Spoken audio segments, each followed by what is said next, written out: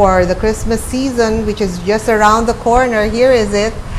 It's Skin Pro. It's Skin Pro Max. And I don't know, it does something to me. It's iba. It smells heavenly, that's for sure. And you know, for me who's uninitiated, for abaca, I said, abaca, I know that for rope, is this thing gonna abrase my skin so that my new skin is that the effect, or that's a common sense deduction I did just now? What does abaca in this lotion do?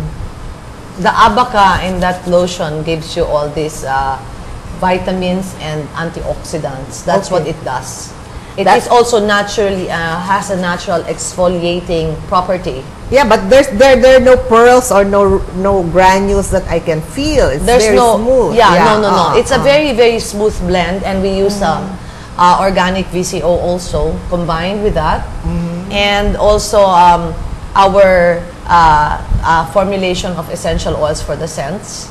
And we also put there Andiroba oil, which is from the Brazilian rainforest. It comes from the Andiroba tree, which is really known for its insect repelling properties. That's the one that actually does work, that works for us in the insect repellent part. Well, ladies and gentlemen, given that the Philippines really has a lot of night nick, or you know, those little bugs and bites and fruit flies all over the place, this is one product, I tell you, once you experience it, it makes you feel so nice.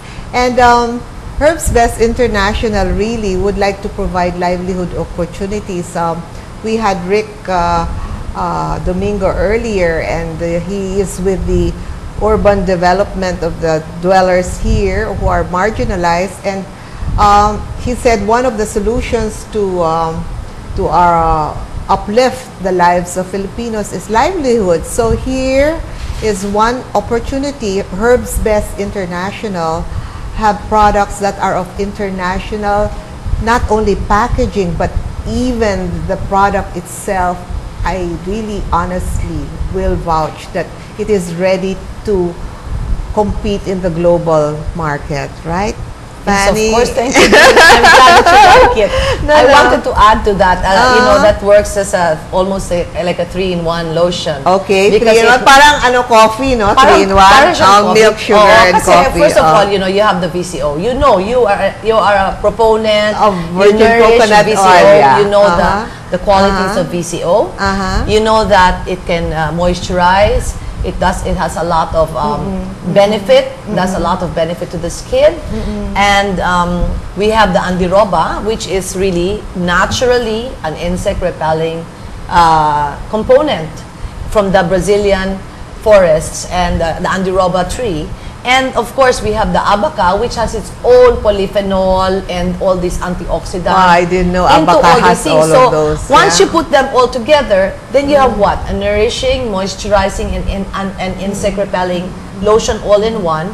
You can rest assured that the children who go to school, or people like us who go to do exercise outside, do camping, do outdoors activities, can be protected. Wow, it smells You have so all great. this scare of the dengue scare. Yes. You have all these mosquitoes now that will be infesting after these horrible typhoons. Yeah. So I am actually experiencing a lot of interest and a lot of calls, people asking for this because they want to be sure that their kids or then they themselves are protected. Let me just share something with you. For those of you who would like to go to the Health and Wellness Marpay Fair in SM Mega Mall this coming weekend of the 23rd, 24th, 25th, I had Tess Santos earlier. I am an advocate of virgin coconut oil, and as a response to those people who are still suffering from the wetness of skin, leptospirosis, and the alipunga, okay? Ointments can be very, very pricey. All you have to do, ladies and gentlemen, is either get the Skin Pro insect repellent to be your overall protection, especially for your kids, but also for the alipunga. Eat plenty of gata and virgin coconut oil. Practically bathe in it. And there is one lady in my staff who whose house got inundated and all she could save was her virgin coconut oil or her Skin Pro, and within an hour her alipunga went away. That's how fast. And why? Because we have studies in virgin coconut oil that is antimicrobial, antifungal, and so you know, those little cuts that you suffer in shaving and in manicure pedicure, you put virgin coconut oil and it will heal all your little superficial wounds instantly. I don't know what it is. God gave us coconuts. We have 14 billion nuts a year from our 330 million trees. And in a little while, we will talk with Fanny about moringa. You know, there are only few countries in the world where God placed moringa, and we have it in the Philippines. But it is also, ironically, the same countries that have a lot of malnourishment. So our guardian angel, Godmother Fanny, is going to be talking about her moringa products on how to alleviate malnutrition and other things. Right, Fanny? Yes, of course. Yeah, because she has one super Herbs Best product of moringa powder, which has many wonderful uses for the men, the women, the children, and I'm looking forward to that discussion, so do stay with us. So going back, Fanny, so you have evolved skin products with indigenous abaca, coupling it with Brazilian ingredients. So you're really an international chemist. Beautiful scientist. A mad scientist. No, not mad. Beautiful scientist, you know. Yeah, it's very rare that they come in that combination. It's very interesting. I was telling a friend of mine, my chemist who I work with very closely, I was telling her, I said, you know what? I wish chemistry was as wonderful as this. When I was in school, yeah, it's just boring. Had I known I would be doing this, yeah, you know, I should have studied more. The alchemy of mixing and exactly. discovering, and that I should have listened to my teacher. She said, you know, that's what I'm doing when I teach people. She was telling me, I try to tell the students that, you know, if we do this, we can make cream, shampoo, lotions, and then the students start to listen. I said, exactly, because if that was also the way our teachers taught it to us, at least from that point of view, then I think we would all have listened, at least as a kick-off point. And then you can do the serious stuff and study the serious stuff. But at least when we can really know how it is applicable in practical terms, then it starts to become an interesting thing. Well, aside from Herbs Best International, if Fanny's gonna stick to that HBI, okay? She also shares a dream with me. We're gonna come up with Humanity's Best International, right, Fanny? We're gonna come up with a school for all of the above. She mentioned all of the above. We will have a school for all of the above. We'll tell you about that in another show. Okay, going back, Fanny. So, aside from the skin products, okay, I'm glad our director said commercial break because I didn't want to start the moringa portion and her Christmas sampler collection. And this, ladies and gentlemen out there, I know our GNN network is spread all over the Philippines. We are going to discuss business opportunities for livelihood and income generating, wonderful opportunities for you to earn and yet enjoy, because you are going to be helping people discover international grade products. So stay with us. We'll be back after this break. Thank you. I'm Dean Hernandez. I'll see you.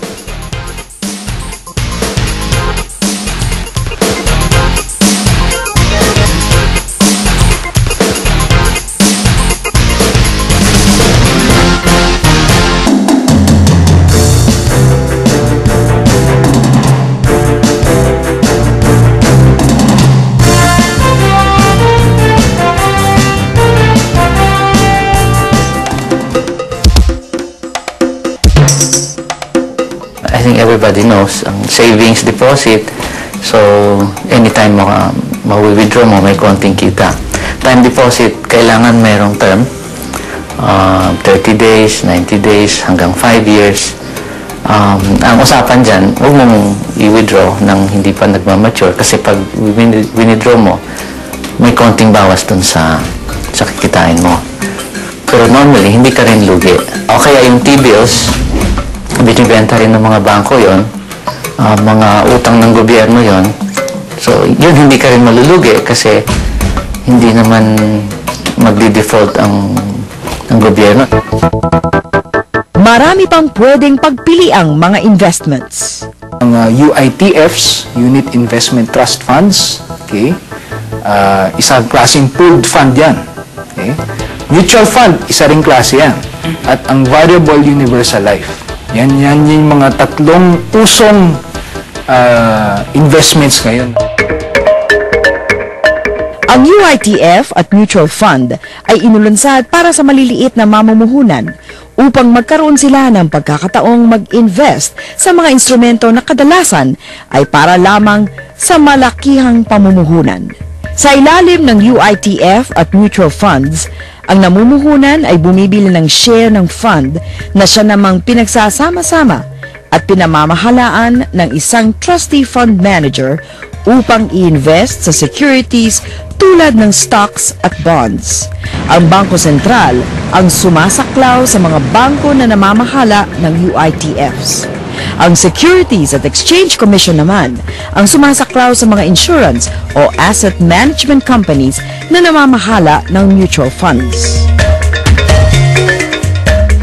Kabilang naman sa Variable Universal Life ang insurance.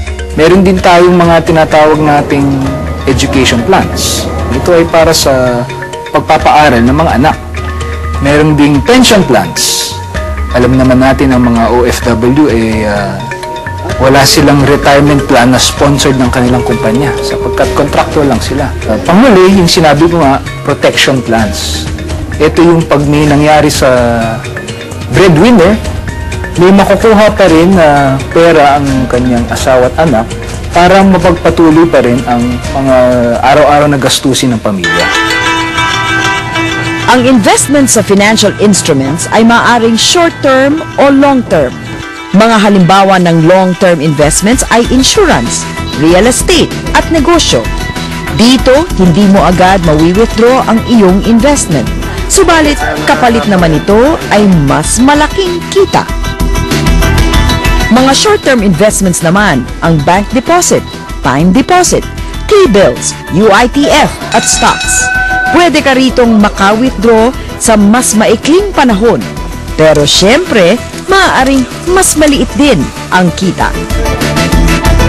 At para naman sa mga mahilig mag-business, ang pagpasok sa negosyo ay isa ring mainam na investment. Lahat ng mga OFWs at saka mga OFW beneficiaries na dream namin lahat to business. Kasi yun nga, yung trabaho nila doon, hindi permanente. Siguro, at first, kailangan talaga mag-save muna. Mag-save ka, tapos i-study mo talaga kung anong klaseng negosyo ang papasukin mo. We started Bohol Bee Farm as a business 6.5 years ago. I came back in 1995. We just started as a garden. 3 months we're able to grow vegetables and I said, this is okay. This is the life I want. Alam mo, ang maging isang private entrepreneur, napakahirap po niyan. Kaya kailangan po sa kaunting naimpok po nila, dapat po sana bago po sila pumasok sa isang negosyo, magkaroon po sila ng feasibility studies. Pag hindi po yan nagamit sa wasong pamamaraan, sa isang iglap, mawawala po yan. Upang masiguro na may sapat na puhunan para sa negosyo, mahalaga rin na pag-aralan ang mga institusyon na maaaring magpautang, kagaya ng rural banks, NGOs o cooperatives. Nagpapautang ang mga ito sa mga maliliit na negosyo. Ang tawag dito ay microfinance.